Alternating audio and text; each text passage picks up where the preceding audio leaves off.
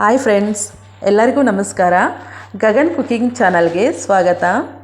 ಹೊಸದಾಗಿ ನಮ್ಮ ಚಾನಲ್ ನೋಡ್ತಾ ಇದ್ದರೆ ಸಬ್ಸ್ಕ್ರೈಬ್ ಮಾಡ್ಕೊಳ್ಳಿ, ಹಾಗೆ ಪಕ್ಕದಲ್ಲಿರೋ ಬೆಲ್ ಐಕನ್ ಕ್ಲಿಕ್ ಮಾಡಿ.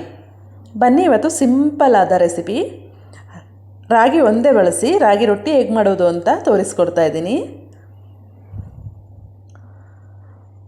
ಇದಕ್ಕೆ ನಾನು ಒಂದು ಸೀಕ್ರೆಟ್ ವಸ್ತು ಹಾಕ್ತಾಯಿದ್ದೀನಿ. ಈ ವಸ್ತು ಹಾಕೋದ್ರಿಂದ ರಾಗಿ ರೊಟ್ಟಿ ನೀಟಾಗಿ ಬರುತ್ತೆ ತೆಗೆಯೋಕ್ಕೆ.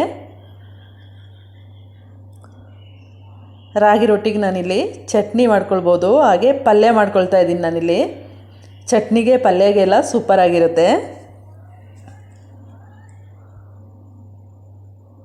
ಅಷ್ಟೇ ಹೆಲ್ದಿ ಫುಡ್ ಕೂಡ.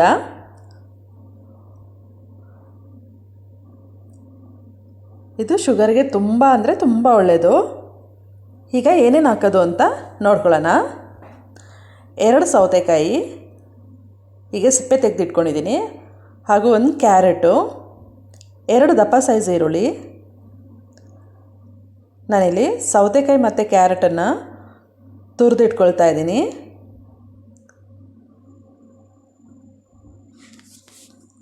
ನೋಡಿಲಿ, ಸೌತೆಕಾಯಿ ಮತ್ತು ಕ್ಯಾರೆಟನ್ನು ಈ ರೀತಿ ಸಣ್ಣಕ್ಕೆ ತುರಿದಿಟ್ಕೊಂಡಿದ್ದೀನಿ.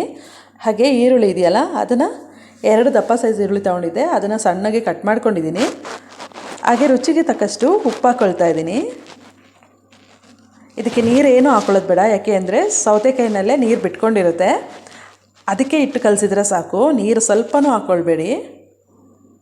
ಇಲ್ಲಿ ನಾನು 2 ಕಪ್ ಆಗೋಷ್ಟು ರಾಗಿ ಹಿಟ್ಟು ಹಾಕ್ಕೊಳ್ತಾ ಇದ್ದೀನಿ.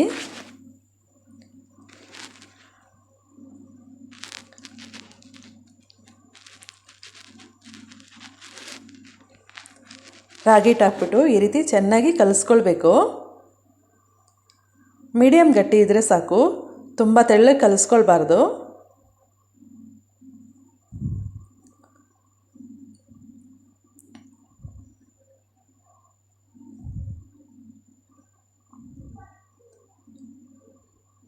ನೋಡಿ, ಹಿಟ್ಟೆಲ್ಲ ಕಲಸಿದಾಗಿದೆ. ಈಗ ನೀಟಾಗಿ ಹಿಟ್ಟನ್ನು ಕಲಿಸ್ಕೊಳ್ಬೇಕು.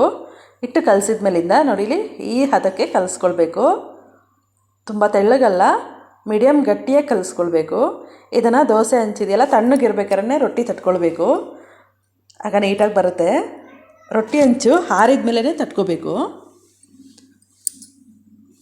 ಈ ರೀತಿ ಎಷ್ಟು ತೆಳ್ಳಗೆ ಬೇಕಾದ್ರೆ ತಟ್ಕೊಳ್ಬೋದು.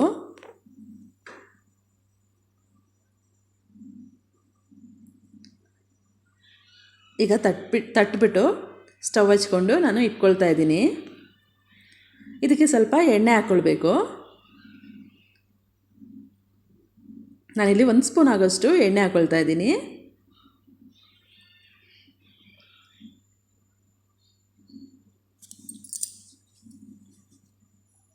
ಇದನ್ನು ಇಲ್ಲಿ ನಾವು ಮುಚ್ಚಿಡಬೇಕು.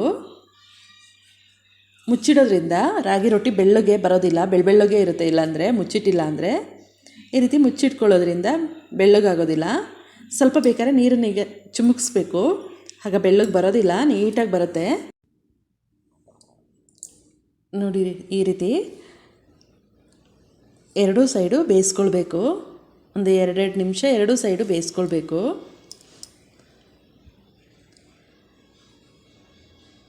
ಈಗ ನೋಡಿ, ರೊಟ್ಟಿ ನೀಟಾಗಿ ಎತ್ತಕ್ಕೆ ಬರುತ್ತೆ.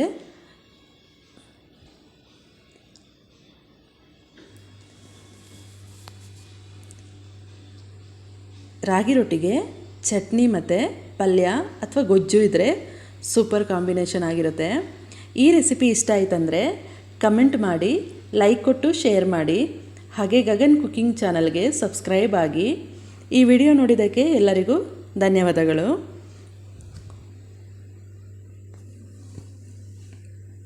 ನಾನಿಲ್ಲಿ ಸೀಕ್ರೆಟ್ ವಸ್ತು ಹಾಕೋದ್ರಿಂದ ರೊಟ್ಟಿ ತುಂಬ ಚೆನ್ನಾಗಿ ಬರುತ್ತೆ, ಎತ್ತಕ್ಕೆ ಬರುತ್ತೆ ಅಂತ ಹೇಳಿದ್ನಲ್ಲ, ಅದೇನಂತಂದರೆ ಸೌತೆಕಾಯಿ ನಾವೆಷ್ಟು ತುರಿದಾಕ್ತೀವಿ ಅಷ್ಟೇ ನೀಟಾಗಿ ಎತ್ತಕ್ಕೆ ಬರುತ್ತೆ. ರಾಗಿ ರೊಟ್ಟಿ ತುಂಬ ಚೆನ್ನಾಗಿ ಬರುತ್ತೆ, ಹಾಗೆ ಸ್ಮೂತಾಗಿರುತ್ತೆ, ತುಂಬ ರಫಾಗಿ ಬರೋದಿಲ್ಲ, ತುಂಬ ಟೇಸ್ಟಿಯಾಗಿರುತ್ತೆ. ಈ ವಿಡಿಯೋ ನೋಡಿದ ಮೇಲೆ ಒಮ್ಮೆ ನೀವು ಕೂಡ ಟ್ರೈ ಮಾಡಿ ನೋಡಿ.